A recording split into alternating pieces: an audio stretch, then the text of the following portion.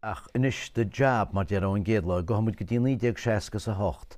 Dágad tú Cork agus chu tú go bla lías a stáid televis an gobairinn sin. Cad an job a bhí dosachán? Thosna mé gobar sa rinn talmhaíochta in Tacaí Conradh, in aice drochadí Conradh im leachtaí, agus bhí mé ann, bhí mé plé leis na ferrimóirí an sin, agus plé le cuasaí galar an etting agus brucellosis. Ó má. Má significant se bé seo? Well, no, bhí mé lonathe significant tamsan, bhí mé gháil leis na ícíochtaí an cuatamh galar a bheith in éon tréad. So sin an cinál obair bhí siúla go an sin. Agus nuair a bhog mé thneis go Corcaí an sin, bhí mé ag obair sa rinn talmhaíocht an sin, agus a plé go díreach leis na ferrimóirí agus leis na tréad líana.